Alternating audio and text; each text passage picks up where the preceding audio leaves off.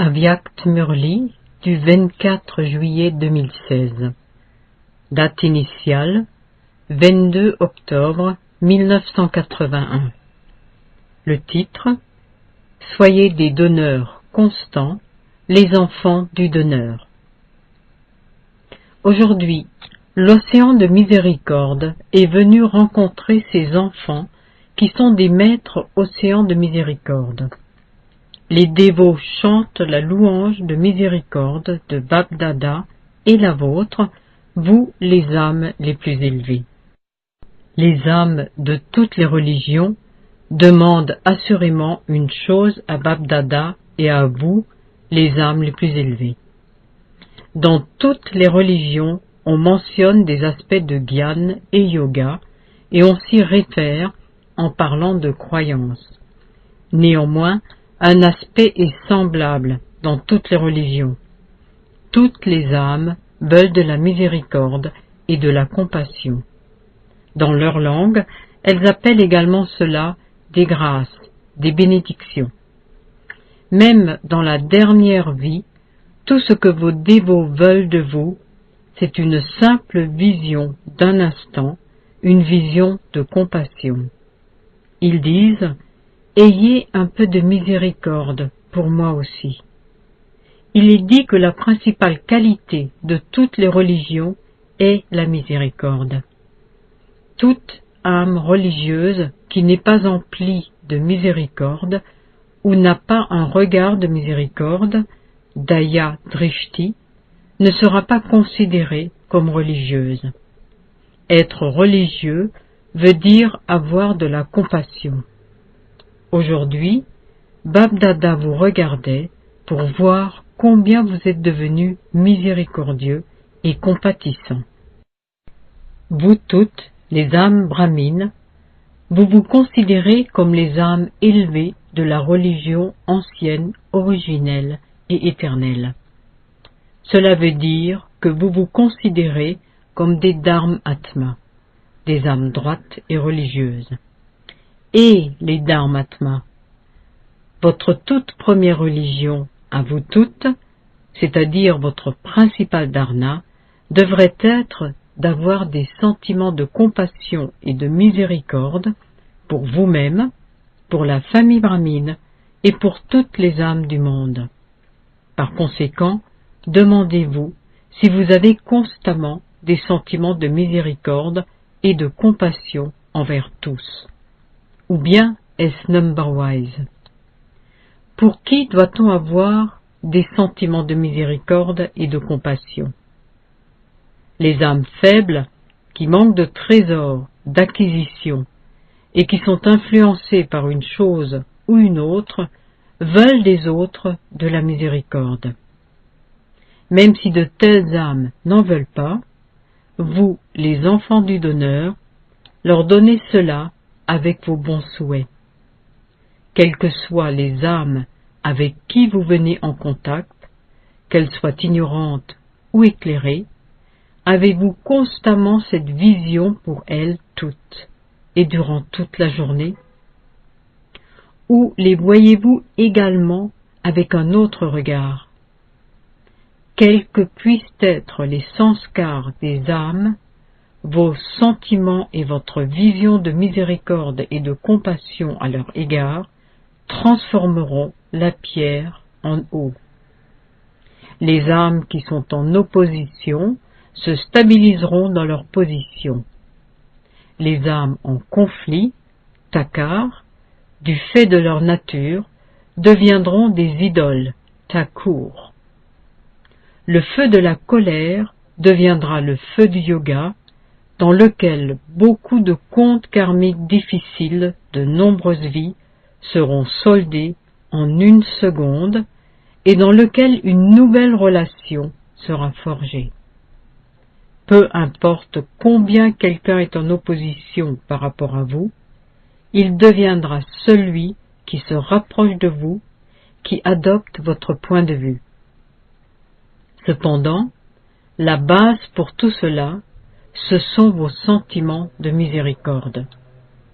Ceux-ci sont nécessaires dans de telles situations, à de tels moments. Si vous n'avez pas de miséricorde au bon moment, serez-vous appelés des maîtres océans de miséricorde? Ceux qui ont des sentiments de miséricorde seront constamment incorporels, sans vice et sans ego. Incorporels dans les pensées, sans vice dans les paroles et sans ego dans les actions. On dit de telles âmes qu'elles sont emplies de miséricorde et de compassion. Et les âmes, vous dont le stock de trésors de miséricorde déborde, n'êtes-vous pas en mesure de donner aux âmes une goutte de miséricorde quand elles en ont besoin? Donnez simplement une goutte de votre stock de trésors qui déborde, et les problèmes de la famille brahmine en entier se termineront. Vos sanskars impérissables, originels et éternels, à vous tous, sont des sanskars de donneurs. Une déité est celle qui donne. À l'âge de confluence, vous êtes des maîtres d'honneur. Pendant la moitié du cycle, vous êtes des déités qui donnent. À partir de l'âge de cuivre également, vos images non vivantes sont celles de déités qui donnent. Par conséquent, vos sanskars tout au long du cycle sont ceux d'un donneur. Et les âmes, vous qui êtes emplis des sanskars de donneurs, pourquoi ne devenez-vous pas des donneurs au moment où c'est nécessaire? Les enfants du donneur ne peuvent pas avoir le sentiment de vouloir quelque chose. Je donnerai quand celui-ci donnera. Ce n'est pas là être une déité, Defta, mais plutôt celui qui prend, Lefta. Quel type d'âme êtes-vous? Êtes-vous de ceux qui prennent ou de ceux qui donnent? Et les âmes, vous qui ignorez tous des désirs, ne devenez pas ceux qui prennent au lieu d'être des déités à cause de certains désirs temporaires. Continuez à donner. Ne comptabilisez pas ce que vous donnez. J'ai fait tout cela et celui-là n'a rien fait. Tout calculer de cette façon n'est pas le sanskar d'un donneur. Les enfants du Père, au cœur généreux, ne calculent pas ainsi. Leur stock de trésors déborde. Alors pourquoi êtes-vous en train de compter? À l'âge d'or, personne ne fait de compte ou de calcul de cette façon. La famille royale de la dynastie du Soleil est constituée de maîtres d'honneur. J'ai donné tant, j'ai pris tant. Il n'y aura pas de tel marchandage là-bas. Peu importe combien on leur prend, ces âmes restent emplies. Être dans la famille royale signifie appartenir à la maison du donneur. Par conséquent, vous devez créer ces sanskars en vous. Quand les créerez-vous? À l'âge d'or? Non. Vous devez créer ces sanskars maintenant. Vous négociez avec le Père même ici. Vous dites, le Père ne m'a rien demandé. Il n'a rien fait. Même entre vous, il y en a beaucoup qui négocient ainsi. Devenez des empereurs, devenez des donneurs, les enfants du donneur. Celui-ci a fait ceci, et c'est pourquoi j'ai fait cela. Celui-ci a dit cela 2 fois, et je l'ai dit 4 fois plus. Celui-ci a fait cela 2 fois, et moi, je ne l'ai fait qu'une fois. Les enfants du donneur ne comptent pas de cette façon. Que l'on vous donne quelque chose ou non, vous continuez à donner. C'est ce que l'on entend par avoir des sentiments de miséricorde et de compassion. En conséquence, les âmes miséricordieuses et compatissantes devenez des donneurs. Comprenez-vous? Bap-Dada a vos comptes à vous tous, les enfants. Bap-Dada observe les jeux montrant combien vous êtes emplis de miséricorde et de compassion tout au long de la journée et combien vous voulez recevoir au lieu de donner. De même que vous installez tout pour la vidéo afin de pouvoir tout voir et tout entendre également, BapDada aussi a un poste de télévision pour chacun d'entre vous. Il peut l'allumer dès qu'il le souhaite. Cette télévision-là est un moyen de service, et celle-ci est le moyen pour le père de connaître vos activités, les enfants. À la fin, tous ces équipements et ces vidéos seront inutiles. C'est l'outil du pouvoir de volonté qui sera nécessaire. Néanmoins, les scientifiques ont utilisé leur temps, leur énergie et leur argent pour créer tous ces équipements, et donc le fruit de leurs efforts est utilisé pour le service de Baba. Par conséquent, le Père est content de voir les efforts des enfants qui ont créé de tels équipements et moyens de service. Cependant, ils, les scientifiques, sont aussi des enfants. Un père est content de voir les inventions créées par les enfants. Quelle que soit la tâche dans laquelle vous êtes engagé, vous obtenez le succès. Même si ce n'est que temporaire, vous êtes couronné de succès. C'est pourquoi BapDada ne regarde pas son poste de télévision, mais il regarde ces enfants-là. Acha, tous les enfants de cette terre et de l'étranger verront et entendront grâce à ces équipements. BapDada donne un amour spécial et un souvenir spécial à tous les enfants qui sont assis dans un amour profond, dans l'attente de ce qui se passera à Madhuban. Physiquement, vous pouvez bien être n'importe où dans ce pays ou à l'étranger, mais dans la forme subtile, vous êtes tous des Madhuban Nivasis.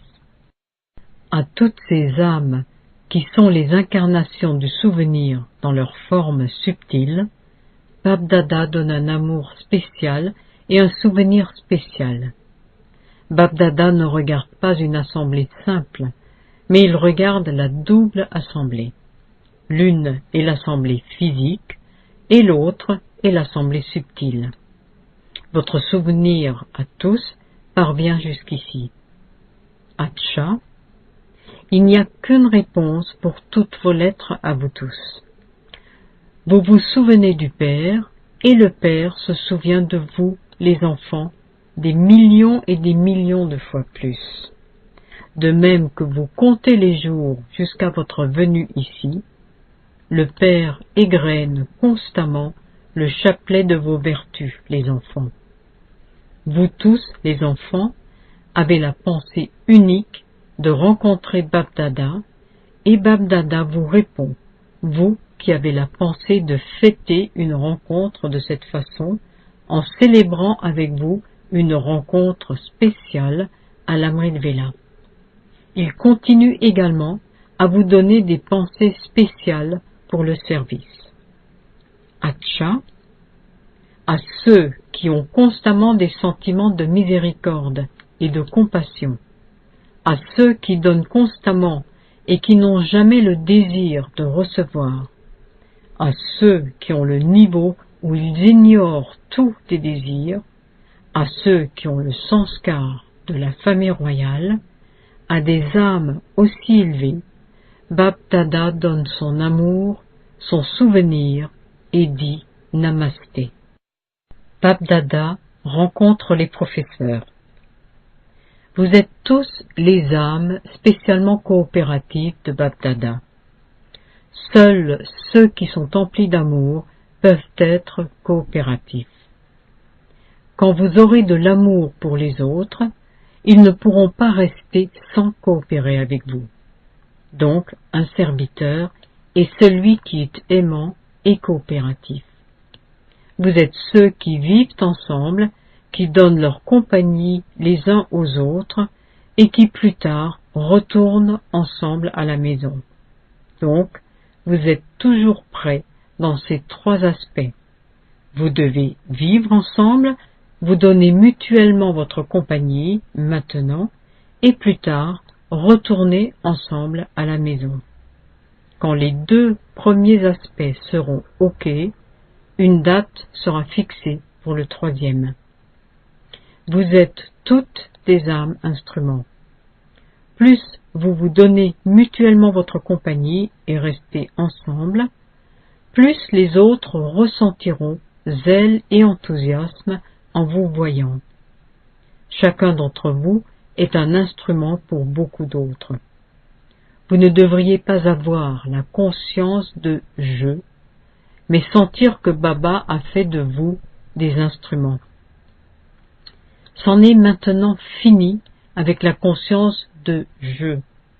Au lieu de « je », ce devrait être « mon Baba ». Vous ne devriez pas dire « j'ai fait ceci, j'ai fait cela », mais « Baba m'a fait faire ceci, Baba m'a fait faire cela ». Ensuite, voyez comme cela deviendra facile d'obtenir le succès. Plus le mot « Baba »,« Baba » naît sur vos lèvres, plus vous serez en mesure de faire en sorte que les autres appartiennent à Baba. Seulement alors, vous serez capable d'inciter les autres à appartenir à Baba. C'est ce qui se passera lorsque vous aurez profondément éveillé en vous cette motivation. Bab-Dada est content de voir le courage et la renonciation des jeunes Kumaris. Les anciens ont fait l'expérience de tout avant d'adopter la renonciation. Ce n'est pas grand-chose. Ils ont tout connu et vu avant d'y renoncer. Cependant, les jeunes sont sensés depuis le début. Plus vous êtes jeune, plus vous êtes sensé. Bab-Dada rencontre des groupes. Gujarat. Avancez-vous constamment en vous considérant comme des Mahavirs, des grandes âmes. Si vous pensez simplement à qui vous êtes et à ce que vous êtes devenu, votre conscience ne peut devenir ordinaire. Restez au-delà de toute conscience triviale. Soyez constamment des anges et continuez à voler au-dessus de tout. Les anges ne descendent jamais, leurs pieds ne touchent pas le sol. Avoir une conscience ordinaire signifie devenir conscient d'un corps fait de matière. Puisque vous êtes devenus des anges, comment pouvez-vous entrer dans la matière du corps? Un ange est celui qui vole. Donc, vous tous êtes des oiseaux qui volent. Vous n'êtes pas des oiseaux en cage, n'est-ce pas? Pendant un demi-cycle, vous avez été en cage. Maintenant, vous êtes devenus des oiseaux qui volent. Vous êtes maintenant libres. Aucune attraction d'ici-bas ne peut plus vous influencer. Si vous restez en bas, les chasseurs vous poursuivront. Mais si vous continuez à voler, par-dessus tout, personne ne peut rien vous faire. Donc, vous êtes tous des oiseaux qui volent, n'est-ce pas? La cage a maintenant été enlevée, non? Peu importe combien elle est belle, une cage est toujours un lien. Les relations alaukiques peuvent également devenir une cage en or. Ne tombez pas dans ce piège. Liberté veut dire liberté. Seuls ceux qui sont constamment libres des liens peuvent faire l'expérience du niveau de libération dans la vie. Acha. Delhi. Les hommes d'affaires ne sont pas encore apparus à Delhi. Un homme d'affaires peut faire avancer 100 000 personnes parce qu'il vient en contact avec beaucoup de gens. Si ne serait-ce que la moitié des gens avec qui il entre en contact écoutaient ce message, beaucoup apparaîtraient. Ceci est également un business. Un homme d'affaires reçoit beaucoup d'actions. Un homme d'affaires a beaucoup d'opportunités de service. À présent, préparez un groupe d'hommes d'affaires avant de revenir. Acha. Sévadaris. L'importance des serviteurs est aussi grande que celle du feu sacrificiel lui-même. Maintenant encore, le mémorial de cela existe dans de nombreux lieux de culte.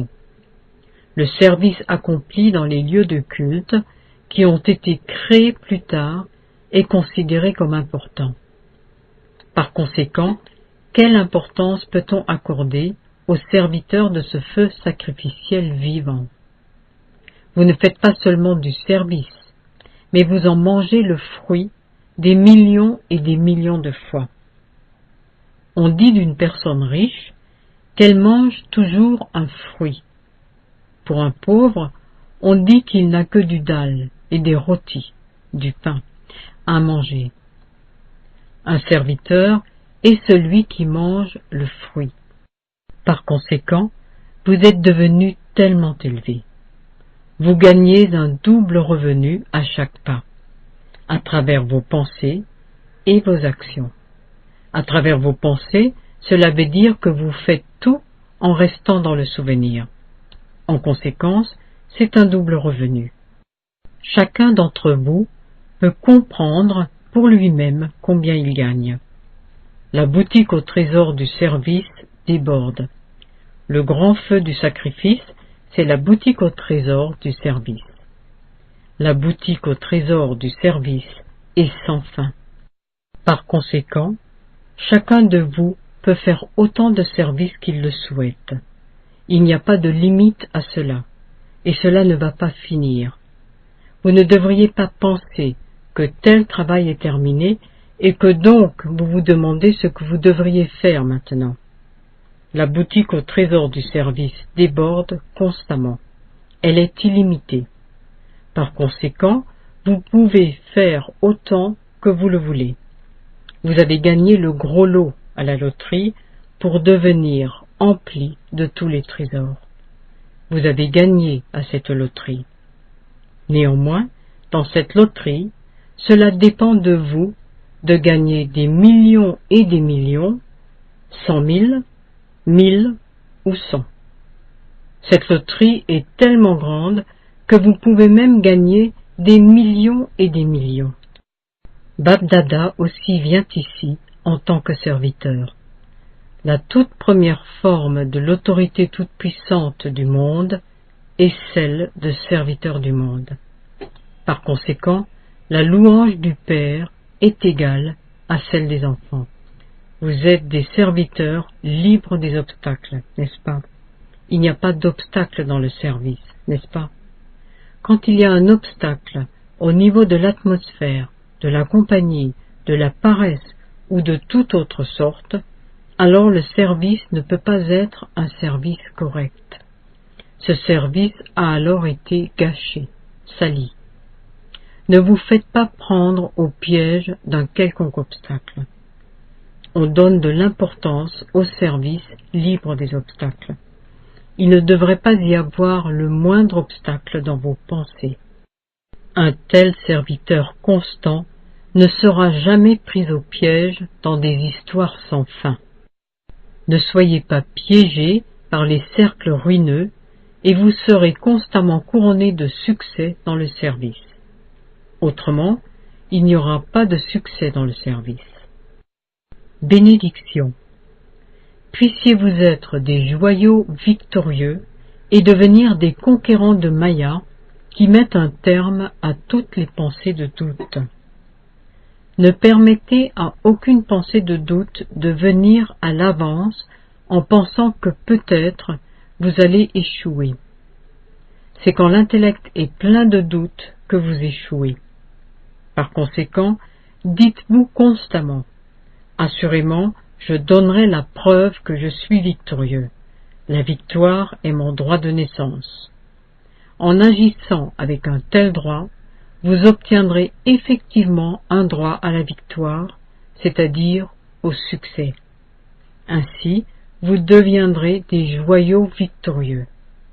Ne dites jamais « Je ne suis pas sûr ». Ces paroles ne franchissent pas les lèvres d'un maître empli de connaissances. Devise: les sentiments de miséricorde font facilement naître la conscience d'être un instrument. Om Shanti.